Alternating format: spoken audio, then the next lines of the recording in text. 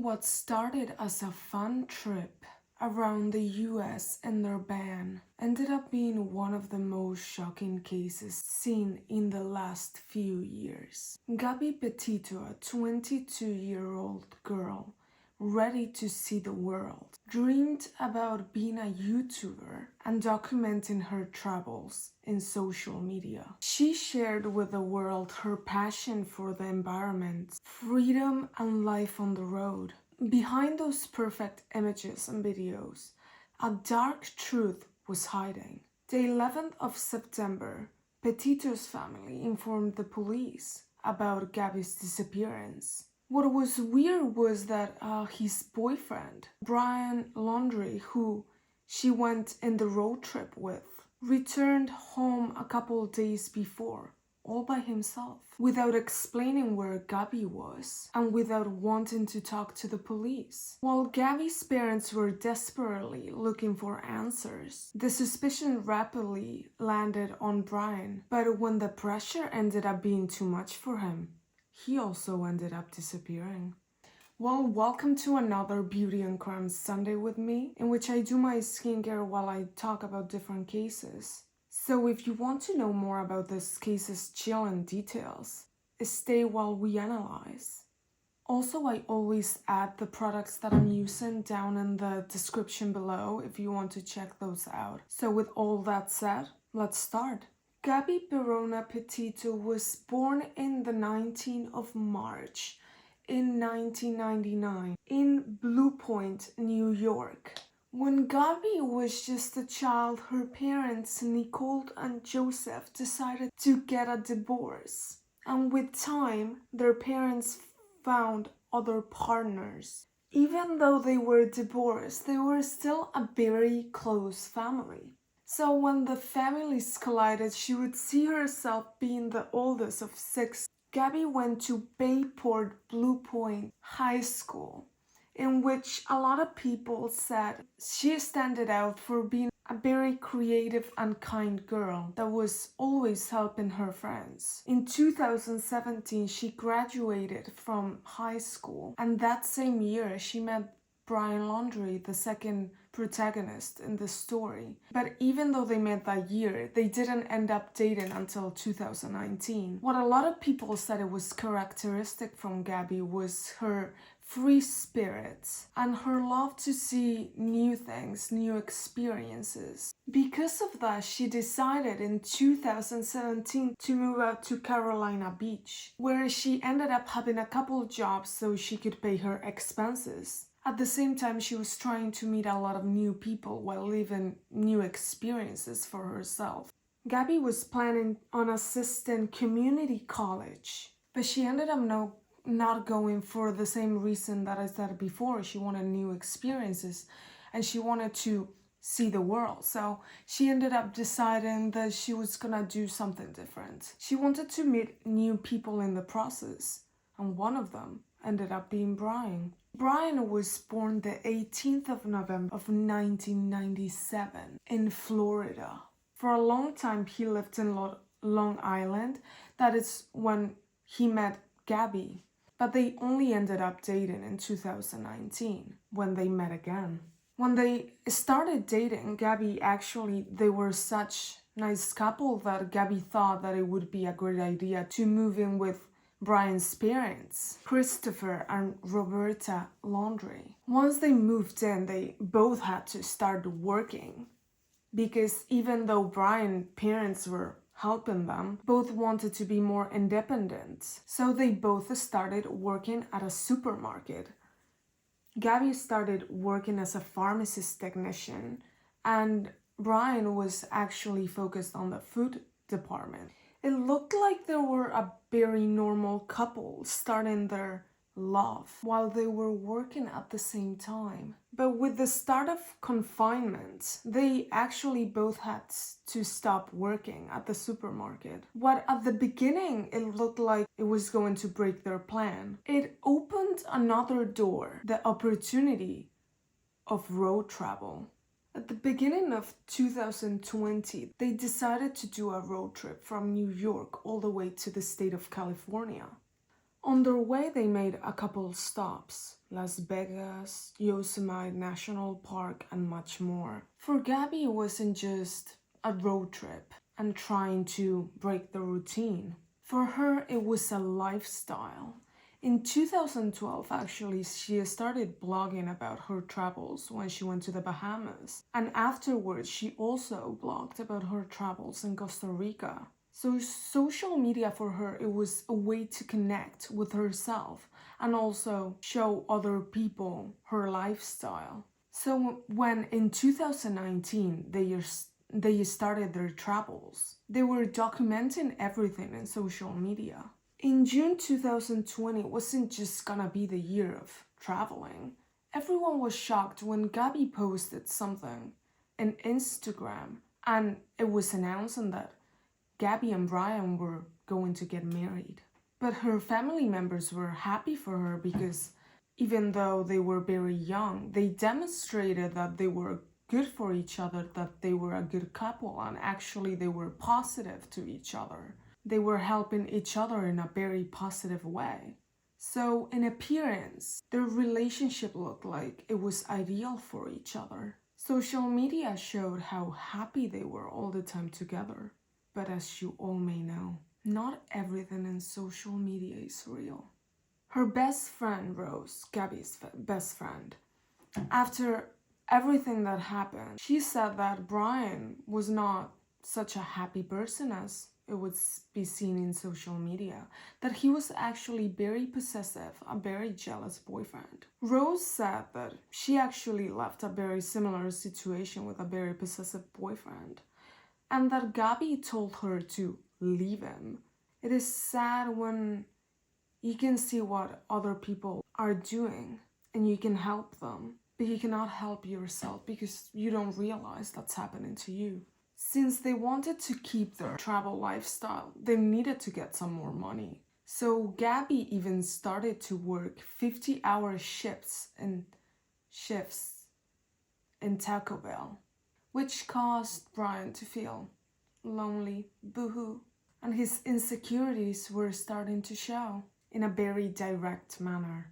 He even pressured Gabby to do the band lifestyle that they were gonna do, but he pressured her even more so they would do the road trip even faster. I believe it was to have her all for himself, away from everyone. And also he didn't really like the dream that Gabby had about showing everything in social media. For Brian, this was annoying and even inappropriate.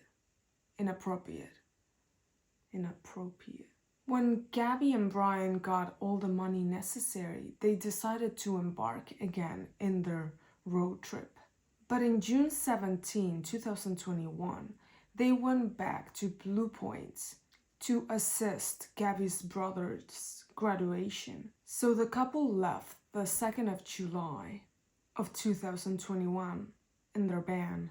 A couple days later, they both shared posts about them being in Monument Rock in Kansas, and they ended up going through a lot of other places while they were documenting the whole thing. So if you really wanted to know, you could follow them through the whole road trip. However, on the 12th of August, someone in their car called 911 to inform them about a fight that was happening on the road. What the witness clarified was that he saw Brian hitting Gabby in the face. What'd you say? What were they doing?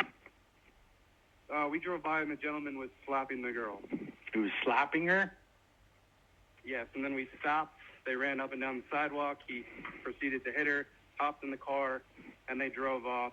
So he said that the couple were fighting and they started running through the road when Brian hit Gabby in the face, and then took her and pushed her inside the van. Another witness, however, said that it looked like a couple were having a very aggressive fight on the road, but Gabby looked like he was hitting Brian's arm.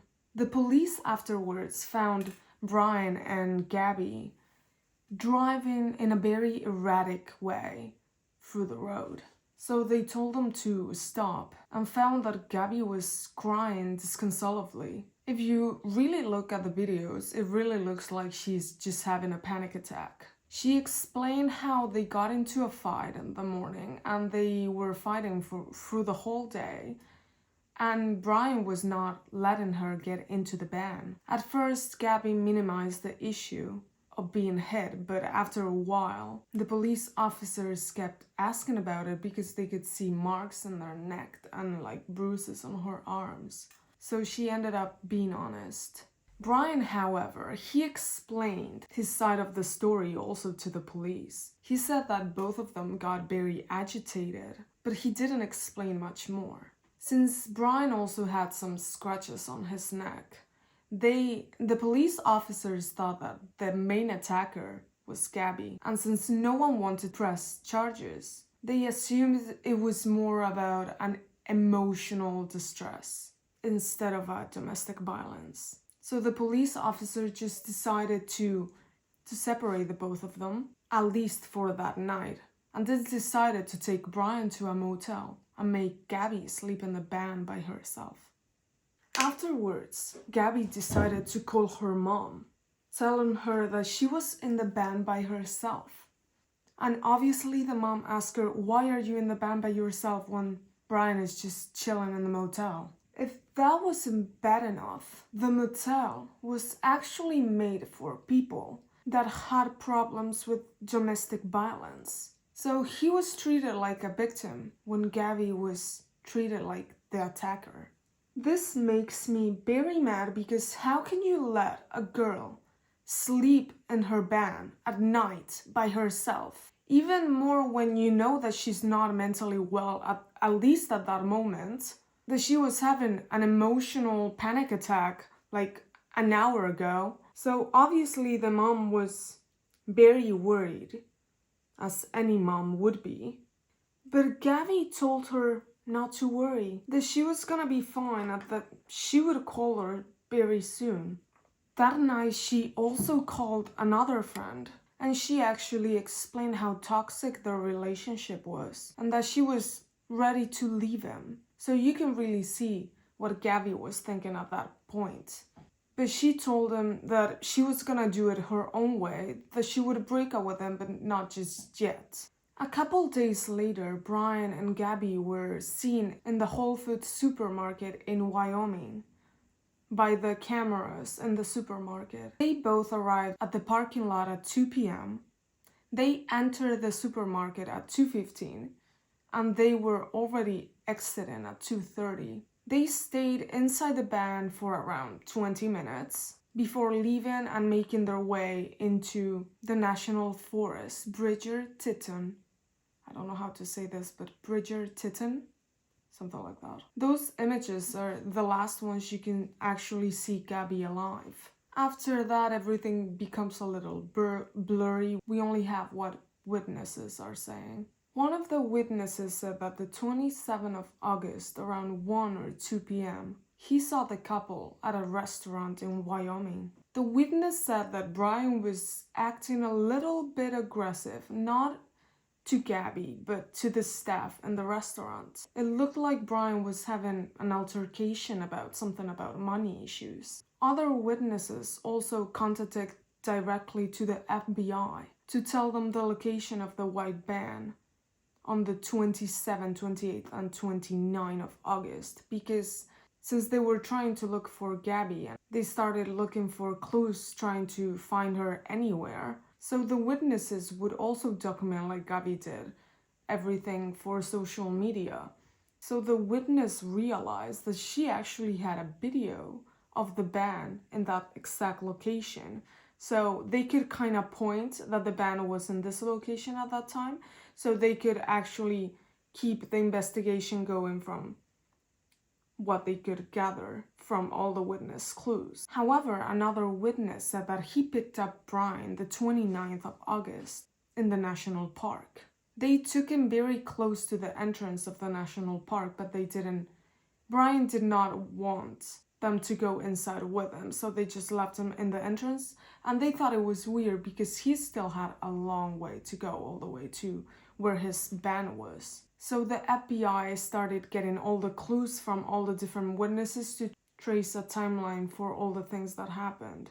All this was the 29th of August, but the 27th of August, Gabby's mom received a text message that said, "Could you help Stan? I'm still receiving his voicemails and his calls." This was obviously very weird because even though she received it from Gabby's phone, he's calling her grandfather Stan, and she never actually used his real name to call him. And I think that's applied to everyone. You don't call your granddad, Juanito. So the mom obviously knew that Gabby was not sending the text. Also later, it was confirmed that Brian was using Gabby's credit card to buy things and transfer money without her consent. Things got even more weird when Brian got home without Gabby. Brian's mother actually said that on the 29th of August, she got a call from Brian. And at the beginning, the call was normal, but at the end, his voice changed and he said that Gabby was gone and that he would probably need a lawyer. If that is not suspicious, I don't know what is. So the 1st of September, Brian got to his parents' house with Gabby's white van, but Gabby was nowhere to be seen. A week later, with his family, they decided to go on a field trip for the Soto National Park. And it is speculated that Brian told his parents everything, all the things that he did to Gabby. That's what people are saying is speculated. They never confirmed. So 11 days passed and there's still no trace of Gabby, and Brian is just chilling at home. There is no messages, no calls from her. Also, no post in social media. And you know, if she dreamed so much about being an influencer or a YouTuber, she would never leave her post. She would never be a week without posting anything. So Nicole, Gabby's mom, decided to get in contact with Brian's parents, but there was no answers from them either. So she decided to open an investigation for the disappearance of Gabby. They told the police officers that they haven't heard of her in 3 weeks. So the police end up going to Brian's house, and the most weird thing happens. The police gets there, tries to talk to them just like a normal police officer would. The first thing they do is, "There you go, my lawyer's number, we're not saying anything else," and close the door on his face, basically. Northport Police Department. Yes. How you doing, sir? I apologize for bothering you. I have the detective on the phone. I'm not talking to anybody. You don't want to talk to us? Okay, she's on the phone. You don't want to talk to her now? No. Okay, when was the last time that you saw Brian and Gabriel? Well, Brian is here. Brian is here? Yeah, and that's all I'm going to say. And that's what you're saying? Thank you, I appreciate it. Yeah. And just to let the detective know, is Gabriel here? Or? No. She's not here, okay. I understand that the lawyer recommended them not to talk to anyone because that could probably make them look guilty, but still, very suspicious that they closed the door on the police officer's face. So the police officers at this point, the only thing that they could do while the investigation was happening was to keep an eye on Brian. So they would be outside his house looking all the time at who was entering and coming out of the house. So on the 13th of September, they saw Brian leaving the house. And 2 days later, the car came back, entered the house, and they saw someone going inside the house. So they assumed it was Brian. But it ended up being his mom with a cap on, like a baseball cap on. So after this weird confusion, they were like, but wait, then where is he? Where is Brian? We haven't seen him. So on the 17th of September, it was informed that Brian was also missing, and he has been missing for a week. His parents said that they saw Brian leaving the house with a backpack, but without his phone or his wallet. It looked like he was going out to the cartoon reserve, very close to their house. So the parents did not think twice and they thought he would come back in an hour or so. But when he never came back, they started to get nervous. So the dad actually went to look for him at the reserve, but he never found him. While Gabby and Brian were still missing, the 19th of September, it was informed that body remains were found in the reserve of Bridgerton, which was later confirmed that it was Gabby Petito's remains. The forensic investigation concluded that Gabby died 3 weeks before her body was found. It was also concluded as a homicide because of a strangulation or manual suffocation. So the family, obviously very sad, they publicly honored her memory, and they even created a foundation with her name, Gabby Petito's Foundation, which is focused on helping victims of domestic violence. At the same time of Gabby's remains being found, Brian was still missing. So the 23rd of September, the court sent an arrest warrant for Brian. At first, he was only accused of using Gabby's credit card information without her consent during the days of her disappearance and transferring after to his bank. In total, they say that he transferred more than $1,000. In the meantime, the search for Brian was still happening, and they were mainly focused on the parts that they knew that Brian often frequented inside the reserve.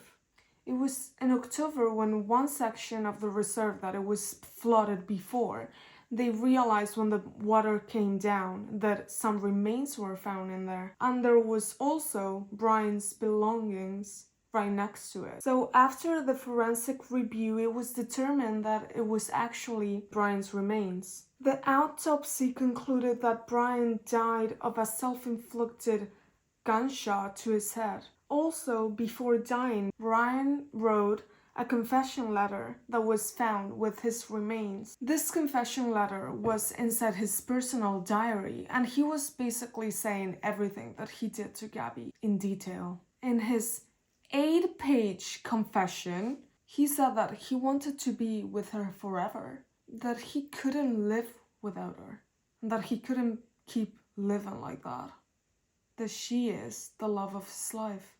This letter makes me so mad, so I'm not gonna read the whole 8-page confession, but after what he did, writing the whole confession makes no difference. While reading the 8-page confession letter, it kind of sounds like he feels like he's in the novel of Romeo and Juliet. And if I was Gabby's family, this letter would make me 100 times even more mad. You are telling me you killed her because you loved her so much. Yeah, right. I call some BS. I hate it, honestly. He said that it was very dark and he heard a noise and a scream, so he turns around and Gabby was already on the floor grasping for air. That he tried to help her, but she was already dying. So he decided to finish the job to take out her pain. I'm not even gonna comment on this. It makes me so mad. So with this confession, the investigation obviously came to a close. But Gabby's family was not happy, obviously. So they decided to sue Brian's parents. Because as I said before, when Brian gets home, the family and him, they end up going on a field trip. And it is alleged that he told them everything.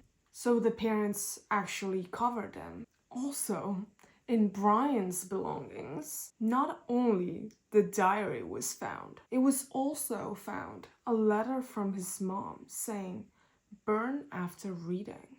The letter said that he loved Brian so much that nothing would change that. She said that if you're in jail, I will make lemon cake for you if you have to bury a body, I will bring a shovel and garbage bags.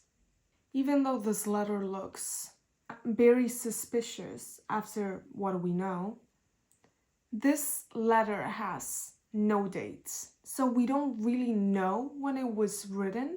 Gabby's parents believe that after Brian got home and confessed to the crime, Brian's mom wrote this letter. However, the mom said, yeah, I wrote the letter, but it wasn't after what happened. It was before they actually left for the road trip. So Brian could read the letter every single time he wanted. The parents also sued the 3 police officers that appeared in the videos shown before, in which Gabby was crying disconsolately. The police officers acted in a very negligent way, and after investigating for a while, they realized that, yeah, the police officers made a couple mistakes in there, but they were not intentional mistakes. So this ended up being dismissed. Well, that was the end of Gabby Petito's case. It's a tragic story that continues to raise many questions. What do you think? Do you really think that justice was served in this case? Could there have been done more to prevent this? In my opinion, I do think the parents of Brian and the police officers should have been more affected by this case, because they neglected Gabby. And the parents, I definitely think that they know more than what they're saying. Maybe if the police officers acted in a different way, maybe Gabby will still be alive. These are the questions that I always think of. Also, I do not believe Brian's confession for a minute. He's saying that Gabby had an accident and afterwards he wanted to take out her pain, so he killed her instead. That's some BS. I believe he killed her because she probably told him that she was going to break up with him, that she couldn't stand him anymore. And he probably got very mad and ended up killing her. Because let's say it was an accident. Why didn't he take her to the hospital straight away?